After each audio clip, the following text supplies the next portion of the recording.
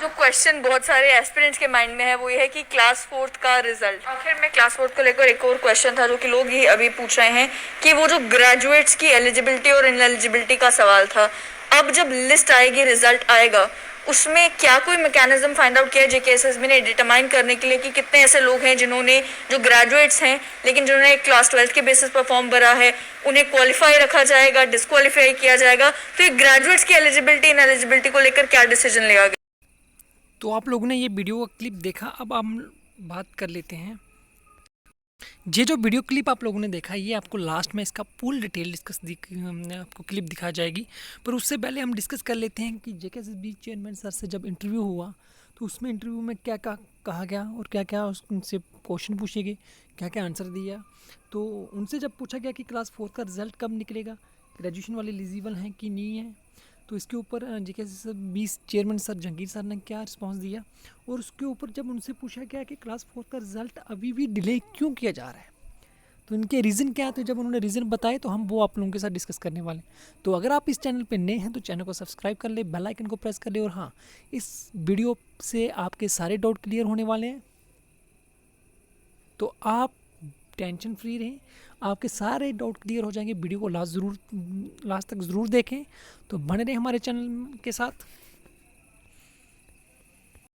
तो big update आप लोगों के लिए लेकर आए हैं हम फिर से एक बार। आज दूसरी बार जहांगीर सर का इंटरव्यू हुआ है, उसमें आप लोगों के सारे डाउट क्लियर हो जाने वाले हैं। तो जहांगीर सर से जब पूछा गया कि क्लास 4 का रिज़ल्ट कब तक आएगा, तो उन्होंने सिंपली कहा कि प्रोसेसिंग चल रही है, थोड़े ही दिनों में आप लोगों का रिज़ल्ट देखने को मिल जाएगा। अब जब उनसे फिर पूछा गया कि सर जेकेएसएसबी चेयरमैन सर से कि जहांगीर सर की क्लास 4 का रिज़ल्ट डिले क्यों किया गया अभी भी, तो उनका कहना था कि जब 2 महीने एग्ज़ाम को हो चुके हैं, 2-2.5 महीने होने वाले हैं, 28 फरवरी 27 फरवरी 1 मार्च को एग्ज़ाम कंडक्ट किया गया था, उसके बावजूद भी अभी तक रिज़ल्ट नहीं आया।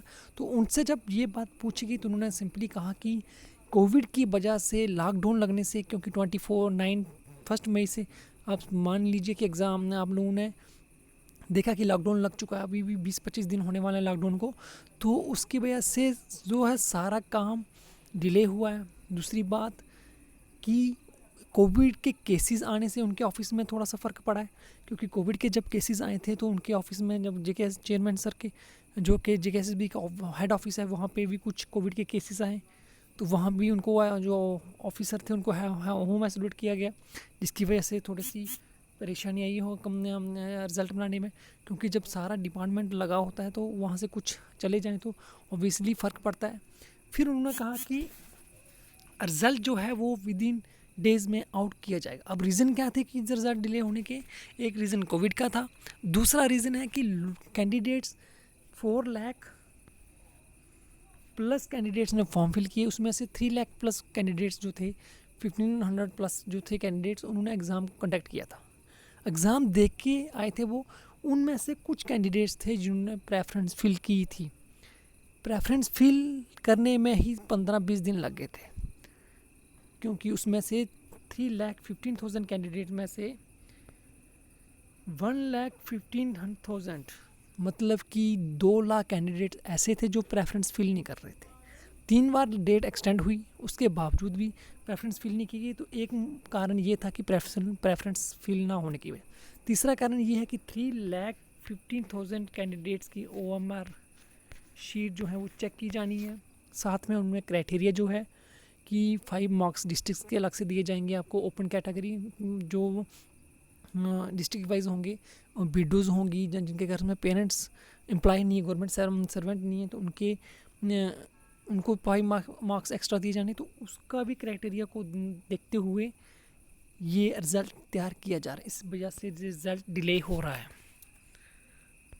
तो रिज़ल्ट उन्होंने कहा कि इसकी प्रोसेसिंग चल रही है, आप लोग विज़िट कर सकते हो जेकेएसएसबी की ऑफिशियल साइट पे, उस पर आप लोगों को कुछ अपडेट रोज़ मिलती ही रहती हैं। तो इसका मतलब कि जेकेएसएसबी ऑफिस में वर्किंग चल रही है। तो रिज़ल्ट आप लोगों का प्रिपेयर हो रहा है, रिज़ल्ट जहाँ भी बन रहा है, चाहे जम्मू में बन रहा है, कहीं और भी बन रहा है, तो वो वहाँ पर प्रोसेसिंग चल रही है। वहाँ भी कोविड की वजह से कुछ परेशानी आई थी, जहांगीर सर का कहना है। अब बात कर लेते हैं, उन्होंने कहा कि ग्रेजुएशन वाले एलिजिबल हैं कि नहीं। इसकी वीडियो क्लिप मैं आपको बताऊंगा, लास्ट में आपको वीडियो क्लिप दिखाऊंगा, आप वापस देख सकते हो। आप स्ट्रेट लाइन चैनल पे विजिट कर सकते हैं, वहाँ पे सारा इंटरव्यू आपको 16-20 मिनट्स का आपको दिख जाएगा। तो ये वीडियो कुछ भी फेक नहीं है, ओरिजिनल है। आप लोगों के सारे डाउट क्लियर हो जाएंगे। रिज़ल्ट आपका प्रिपेयर होने वाला है, थोड़ी दिनों में आपका रिज़ल्ट आ जाएगा। रिज़ल्ट डिले होने का कारण भी आपको मिल जाएगा, बता दिया। अब बात करते हैं कि जो क्लास 4th के अलावा जो एग्ज़ाम कंडक्ट हुए हैं, जहाँ होने वाले हैं, जैसे आपका लोगों का फाइनेंस अकाउंट असिस्टेंट है, जूनियर असिस्टेंट के फॉर्म फिल हुए हैं, जितने भी फॉर्म फिल हुए हैं, या कुछ एडवर्टाइजमेंट आने वाली हैं, उसके ऊपर जंगीर सर से जब क्वेश्चन पूछा गया तो उन्होंने कहा कि क्लास 4th के अलावा जो एग्ज़ाम होने वाले हैं, उनकी जो टेंटेटिव डेट निकाली थी मे भी वापस निकाली जा सकती है। उनके कहने का मतलब यही होता है। यही लग रहा था कि वो आप कह रहे हैं कि अभी कोविड की वजह से ऐसा कोई भी सिचुएशन हमने डिसाइडेड नहीं है। एग्ज़ाम जो डेट पे होने थे, अब मई को होने थे, अब जून फर्स्ट वीक में फाइनेंस अकाउंट असिस्टेंट का होना था, पर लेकिन अब नहीं लगता कि वो आगे होंगे। तो वो एग्ज़ाम शायद आगे चले जाएँ, उसकी टेंटेटिव डेट निकाली जा सकती है, वापस निकाली जा सकती है। और साथ में आप लोगों की जो और उनकी कहना है कि कुछ एडवर्टाइजमेंट अभी भी आना बाकी है। तो आप JKSSB के ऑफिशियल साइट पे विज़िट करते रहें। और रिज़ल्ट की जो बात कही गई थी कि ग्रेजुएशन वाले एलिजिबल हैं कि नहीं है, सबसे बड़ा मुद्दा आज वो सॉर्ट आउट हो चुका है। तो उन्होंने क्या कहा, सुनिए आप उन्हीं की ही जुबान से।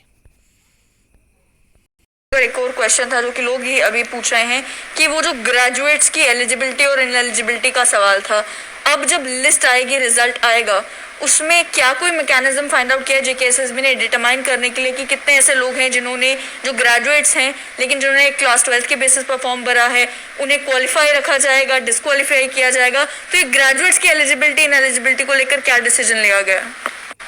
देखिए Pallavi, we are mandated to function as per rules.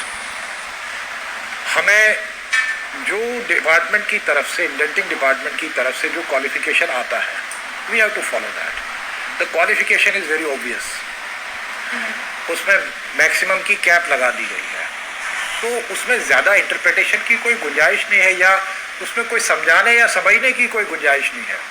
It is clear to one and all and we will follow it in letter and spirit. उसमें अब वक्त आ गया है, रिजल्ट निकालने के बाद हमारे पास डाटा है कौन लोग ग्रेजुएट हैं, कौन लोग +2 लेवल के हैं। So we have to follow the procedures and we have to follow the rule. We can not as a recruiting agency, we can not go against what is prescribed as a qualification in the rules. Secondly, ये कोई ऐसी चीज़ नहीं है कि which is something very unique and strange. Qualification prescribe करना जो है, it is the domain of the government and it has been settled by various judgments of the Honorable Supreme Court and various Honorable High Courts also. So recruitment में क्या qualification, क्या eligibility conditions रखना जो है, that is the prerogative and jurisdiction of the government. So they have prescribed a qualification for the class 4 post. We as a recruiting agency, we have to follow that. Secondly, इसमें बहुत सी judgements ऐसी भी है कि आप qualification को cap भी कर सकते हैं। A person should not be demotivated to work at a particular position. अगर बहुत ज़्यादा हाईली क्वालिफाइड होगा और जॉब उसका ऐसा होगा कि जहां उसको सेटिस्फेक्शन नहीं मिलेगा, so he will not perform to the optimum, he और शी। इसलिए इसमें कोई दैट एम्बिग्यूटी नहीं है। It's a very settled kind of a position और हमको वही फॉलो करना है what is laid down in the recruitment rules for class 4 post. Thank you so much.